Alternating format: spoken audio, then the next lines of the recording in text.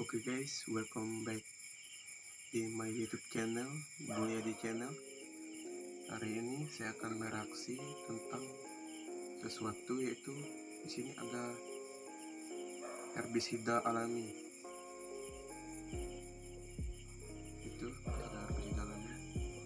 Tapi di sini saya herannya, saya tonton semua kan, itu cara pembuatannya tidak ada yang alami karena menggunakan bahan-bahan seperti sabun cuci, cuka, garam, yang sebenarnya kalau diaplikasikan di lingkungan itu bahaya.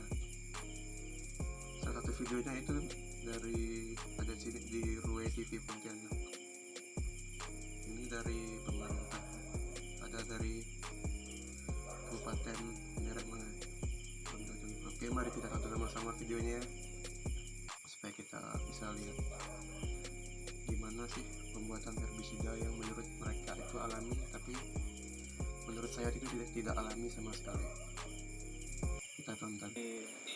Itu yang pembukaan lahan pertanian tanpa membakar merupakan metode yang sedang diterapkan masyarakat di Desa Penyangka, Kecamatan Tempuna, Kabupaten Sintang saat ini. Pembuatan herbisida alami ini dilakukan pada Sabtu 9 Juli 2016 lalu. Turut dihadiri Ketua Pembina Kelompok Tani Nelayan Andalan Provinsi Kalimantan Barat, Milton Crosby, serta Kepala Dinas Pertanian Peternakan dan Perikanan Kabupaten Sintang, Arbudin. Bahan-bahan yang dibutuhkan untuk membuat herbisida alami untuk lahan seluas 2 hektar. Di sini teman-teman, bahan-bahannya nih. Ini yang bahan-bahan ini yang saya heran, dimana bahan-bahannya itu ada seperti micin, ada belerang, ada itu cuka getah itu yang sintas 90%, dan ada bahan bakar. Ini yang mereka sebut alami. Di antaranya 1 kg belerang, 5 kg garam, setengah kilo bensin, 600 ml cuka getah, 5 kg sabun colek, serta bensin dan solar masing-masing 5 liter. Ketua Dewan Penasehat KTN Provinsi Kalbar Milton Crosby mengatakan pembuatan herbisida alami ini bertujuan menjaga lingkungan dari asap akibat pembakaran lahan. Oke, jadi di sini mereka bilang tujuannya itu untuk mengatasi asap. Oke, masuk akal. Ini salah satu template proyek percontohan pembukaan lahan tanpa bakar. Nah, membuka lahan tanpa bakar salah satu yang kami lakukan di Sintang ini melalui kelompok-kelompok tani yang ada di sini. Salah satu kelompok tani Desa Penyangka ini adalah menggunakan sumber daya lokal. Jadi membuka lahan menggunakan tanpa bakar ini dalam rangka, tujuannya adalah dalam rangka kita membantu pemerintah untuk menyehatkan lingkungan kita, melaksanakan atau program Langit Biru. Oke, jadi mereka melakukan kegiatan ini untuk mendukung program pemerintah mengatasi karhutla, kebakaran hutan yang terjadi di Kalimantan. Tapi di sini bahayanya kenapa? Karena menurut saya itu bahan-bahan yang digunakan itu sebenarnya lebih bahaya sebenarnya daripada karhutla sendiri. Dimana di sini yang bahaya itu seperti bahan bakar yang mereka gunakan, ada bensin tadi, solar yang dicampurin. Itu kan bahan bakar yang disemprotkan di lahan. Bayangkan aja minyak tumpah di laut aja, itu bahaya buat ekosistem laut. Itu bisa membunuh itu mikroorganisme yang ada di laut, apalagi di tanah kan pasti mati semua. Belum lagi itu logam berat yang terdapat pada bahan bakar tersebut. Makanya daerah kota itu walaupun lahannya subur, tapi kalau pinggir jalan itu bahaya karena ada logam beratnya ya teman-teman. Itu bisa efeknya jangka panjang, bisa kena kanker. Dan di sini mereka menggunakan cuka. Kalau menurut saya cuka di sini pasti untuk merusak jaringan tanamannya supaya bisa masuk jaringan yang lainnya, cairan yang lainnya, dan membunuh gulma, bukan tanaman gulma. Dan ada seperti garam itu. Sebenarnya kan kalau dari bahan-bahannya ini sudah jelas itu bahaya buat lingkungan, ekosistem lingkungan. karena juga saya pernah pergi PKL satu tempat itu mereka menyemprotkan racun hamanya itu pakai oli teman-teman, supaya tidak rugi, tapi efeknya mereka rasakan sendiri, di mana lahannya tersebut itu mikroorganisme tanahnya banyak yang mati karena itu kena olinya, dan ataupun bensin yang mereka gunakan sebagai perekat supaya tidak mudah hilang. Menurut mereka itu nyangkut tanaman melekat, tapi kan itu bahaya. Kalau tanaman itu kan mengisap air dari akar, tapi kalau yang dihisap itu logam berat, itu pasti ngalir ke bulir padinya dan tidak baik lah buat kesehatan. Dan di sini mereka menggunakan sabun cuci.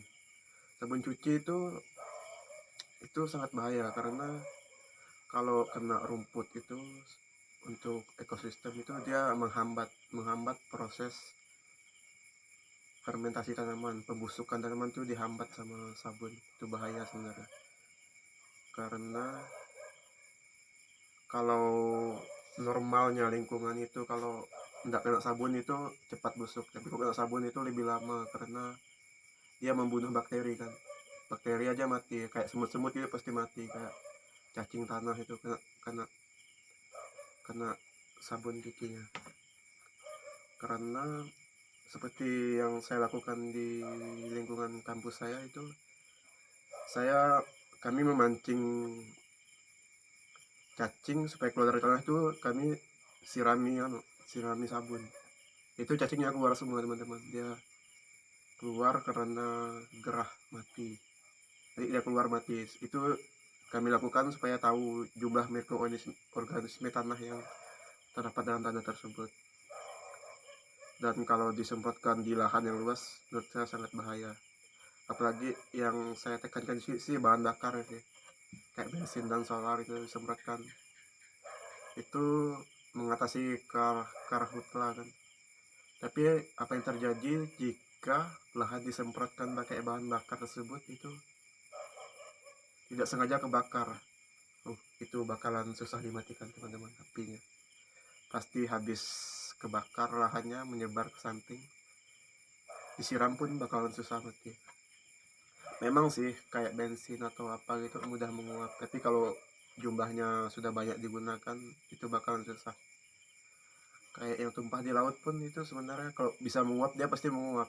Pasti orang ekosistem tuh nggak bakalan pusing mikirin gimana cara buang minyak yang tumpah di laut tuh. Tapi di situ mereka juga pusing karena gimana cara buangnya. Kayak di tanah itu memang ada caranya, tapi sangat membutuhkan biaya yang besar untuk membuang minyak yang tumpah di tanah. Oke, sekian video saya teman-teman. Intinya ya untuk herbisida alami ini saya lihat dari tadi semua video yang di recommended dari searching herbisida alami itu rata-rata tidak alami, karena sebenarnya lebih bahaya daripada herbisida yang dijual. Dan kalau memang benar ini bisa digunakan, pasti orang dari dulu pasti buat pakai ini karena lebih murah kan. Perusahaan pasti buat pakai ini. Mereka nggak mungkin pakai bahan-bahan yang sebenarnya mahal kalau dibeli untuk sedikit-sedikit. Tapi perusahaan pakai yang kayak glifosat dan apa itu isopropil glifosat ataupun paraquat untuk racun gulma. Itu kan pasti mereka juga sudah mikir efeknya ke lingkungan, makanya baru bisa dijual. Dan herbisida di sini pun belum jelas itu dosisnya berapa yang digunakan, karena dosis buat racun gulma itu sangat penting teman-teman. Kalau dosisnya berlebih itu pasti bakalan larinya ke lingkungan. Kalau kena hujan dia ngalir ke air, nanti kena ikannya dimakan, terus dikonsumsi apalagi sama ibu hamil, itu kan bahaya buat anaknya, bisa cacat lahirnya. Oke,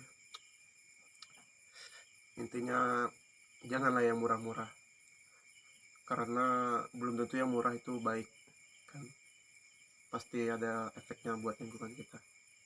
Oke, sekian video saya.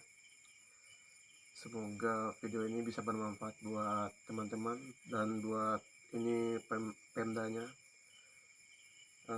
Untuk buat kebijakan kayak kegiatan gitu ya, mohon diperhatikan juga itu efek lingkungannya, supaya buat keamanan lingkungan itu kan persuburan lahan bisa berkurang. Oke, terima kasih.